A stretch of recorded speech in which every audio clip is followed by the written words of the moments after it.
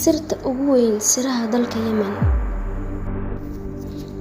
Ceel taariikhda ogaalka dunida ka soo horeeyay laga cabsanayo khuraafaadka laga soo xigtay ceelkaas oo sirtiisa laga salgaari laayahay ilaa maanta waxaa lagu sifeeyay meesha dhulka lagu carab badan yahay waxaa la dhahaa waxaa loo qalay si uu u ahaado xabsi daa'im insiga maahan waa jinka xabsigiisa salka ceelka waa mugdi aad u daran mana la arki karo hal xaalad markii laga reebo maahane dadkii isku dayay inay soo baaraan xaaladda ceelkaas waxay soo laabteen ayagoo jirkooda kala dhiman yahay waxa intaas ka sii naxdin badan waxaa la dhahaa waa barta uu ka bilaaban doono burburka dhulka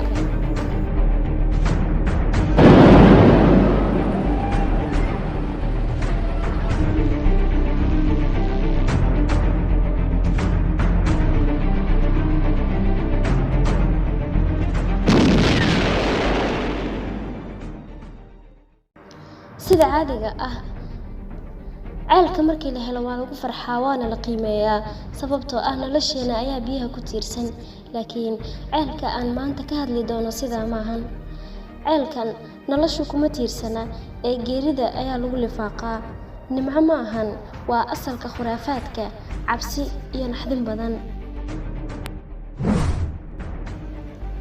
ceelka Barhuut ee ku yaala dalka Yemen xalqadan waxaa uga hadli doonaa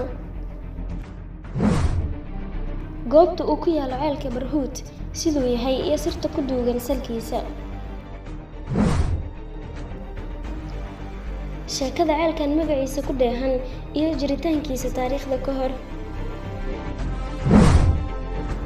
khuraafaadka laga sheegayo ceelkan iyo sheekooyinka ay isla dhex marayaan dadka deegaanka ah ugu dambeyn diinta waxa ay ka dhahday ceelkan ceelka Barhuut wuxuu ka mid yahay godadka ay ku wareereen caalamka iyo culimada markii hadalkiisa la isku soo qaado waxa ugu horeeya ee la sheegaa inuusan lahayn sal ama meel uu ku dhamaado uuna yahay hooy ay degan yihiin jinka ayna ka soo bixi doonaan ruuxda dadka la cadaabi doono maalinka qiyaamaha ceelkan wuxuu ku yaalaa toga Xadramawt ee degmada Al-Mohra ee dalkaas Yemen balaca ceelka afkiisa wuxuu dhan yahay 100 mitir square halka lagu qiyaasay qotadiisa dheer 250 mitir lama hubo waa qiyaas oo kaliya sababtoo ah ceelkan salkiisa iyo waxa ku jiraba lama arki karo hal xaalad maahane iftiinka qoraxda inuu si liibar ah ugu aado ceelka afkiisa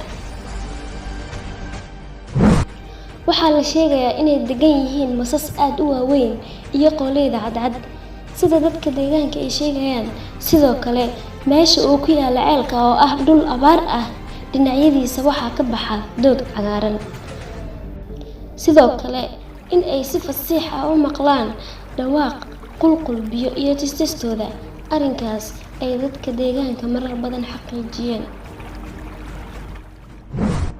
markii loo imaado magaca ceelka Barhuut wuxuu la xiriiraa laba sheeko ay dadka deegaanku sheegayaan diyaar ma tihiin sheekada koowaad waxay sheegaysaa in ceelka ay qodeen boqorada jinka si ay ugu ahaato xabsi ay ku ridaan kuwa amarkooda ku caasiya ama halal mara dadka deegaanka waxay sheegayaan in qiica ka soo baxa ceelka afkiisa uu xoojinayo aragtidaas halka kuwa kale ay sheegayaan in madowga gudbarka ah ee ceelku uu leeyahay uu yahay daliil kale cabsi badana sheekada labaad waxay sheegaysaa in mid ka mid ah boqoradii dawladda Ximyar oo ahayd boqortooyo xil hore ka talin jirtay dalka Yemen inuu kaalmaystay jinka si ay ugu qodaan ceelka kadibna uu ugu qariyo hantida iyo amwaasha dawladda markuu dhintay boqorkaas kadibna ay dageen saaxiibadiisa jinka ahaa ayadoo laga fiirinayo labadan sheeko ay dad badan u qaateen inay yihiin khuraafaad xaqiiqda ka fog ceelkan waxaa lagu magacaabay magaca Barhuut ereyga Barhuut markii loo fiiriyo luqadii ximyariintii hore wuxuu u taagan yahay dhulka jinka sidoo kale ceelkan waxaa loogu yeeraa magacyo kale oo kala duwan ay ugu horeeyaan ceelka madow iyo ceelka salka jahannamo waxaa jira qodob kale oo ah inay jiraan warar sheegaya in ceelkan taariikhda ka hor uu jiray laakiin ma jiraan wax caddeymo ah oo ku soo arooray arrinkan. Khuraafaad iyo sheekooyin kala duwan ay isla dhex qaadaan dadka deegaanka ah, badankooduna ay rumaysan yihiin. Sheekooyinkaas aan idiin soo wado mid ka mid ah waa midda ugu argagaxa badan, maskaxdana si fudud kuma hilmaami karto. Sheekada koowaad waxaa la dhahaa haweeney ariga ku dhaqanaysay ceelka agtiisa. Waxay dhigtay ilmaheedii yaraa ceelka agtiisa. Si kedis ah ayay ku weysay ilmaheedii yaraa, meel uu ka baxay cidna ma oga. Sheekada labaad ee laga soo xiganayo ceelka waxay sheegaysaa in biyaha ceelka yihiin macaan, u dhadhamaya sidii sokorta oo kale. Sidoo kale, ur iyo qiic ka soo fiixaya ceelka dhexdiisa. Sheekada saddexaad oo ugu daran waxay leedahay dadkii hore ee deegaanka ahaa inay imaadeen ceelka si ay biyo uga dhaansadaan. Waxaa ku dhacay wax aysan xisaabsanayn. Kadib markii qof ka mid ah ay xarig ku xireen, ceelkana uu galay, wuxuu bilaabay inuu qayliyo asagoo ku celcelinaya hal eray: "Isoo bixiya." Markii ay soo bixiyeen, waxay la kulmeen kedis xanuun badan. Qoortiisa keliya ayaa soo baxday. Dadka qaarna waxay dhahaan qaarkiisa hore keliya ayaa soo baxay. Waa sheeko u eg filimada horarka ah, laakiin dhab ahaantii ma dhacday.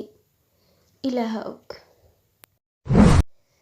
Sidaa hore u soo sheegnay, baaritaanada ku aadan ceelkan oo aad u yar, macluumaadka ugu muhiimsan waxaa loo tiiriyaa diinta, taas oo ku tilmaamtay goobta uu ku yaala ceelkan inay tahay dhulka loogu caro badan yahay. Haddaba diintu maxay ka dhahday ceelkan? Ugu horeyn, waxaa ku hormaraynaa xadiidka nabigeena suubanaheena sallallahu alayhi wasallam uu dhahay: "Khayru maa'in calaa wajhi al-ardi maa'u zamzam, fiihi طعام الطعم وشفاء السقم، وشر ماء على وجه الأرض ماء بوادي برهوت بقبة بحضرموت، كرجل الجراد تصبح تتدفق وتمسي لا بلال فيها." أحاديث kale oo ku soo aroortay ceelkan Barhuut waxay sheegaysaa inay ku jiraan arwaaxda gaalada iyo munaafiqiinta. Sidoo kale waxay tilmaamtay in dhulka Ilaahay ugu caro badan yahay inay tahay Barhuut. Intaas oo dadka qaar waxay isku xiraan in burburka caalamka uu ka bilaaban doono ceelkan iyo xadiidka nabiga sallallahu alayhi wasallam uu dhahay: "لتقصدنكم نار هي اليوم خامدة في واد يقال له برهوت." الحديث. caalamka wuxuu aragti buuxda ka qaatay axaadiidta, ayadoo baaritaanada la sameeyey ay yar yihiin, haddana waxay xoojinayaan hadallada dadka deegaanka ah. Baaritaanadaas mid ka mid ah waxaa leh shirkadda lagu magacaabo Khatu Sahraa. Qof ka mid ah shaqaalaha shirkadda ayaa xarig lagu xiray si uu u dago asagoo wata kaamiro duubaysa. Markuu gaaray 100 mitir, wuxuu codsaday in si degdeg ah loo bixiyo. Markii la weydiiyey sababta, wuxuu sheegay inuu arkay ceelka oo isku imaanayo oo ku xirmarabo. Kaamiradii markii la fiiriyey waxay arkeen mugdi aad u daran. Saas ay tahay, waqtiga ay baaritaanka sameeyeen waxay ahayd waqtiga ugu habboon ee ceelka la dago, qoraxdana ay taagan tahay ceelka korkiisa.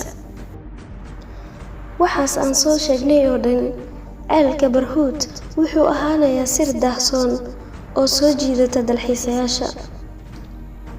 Waa maxay aragtidiina? Maxay tahay sirta ku duugan ceelkan? In jinku degan yahay ma xaqiiq baa, mise waa sheeko bareley aan waxba ka jirin? Qof og ma lahan. Saaxiibayaal, waxaan idiin soo aruuriyey macluumaadka ugu badan, sheekooyinka iyo axaadiista ku soo arooray ceelkan. Adinkana waa baari kartaan, laakiin ha hilmaamina inaad kanaalka ka qayb gashaan. Commentina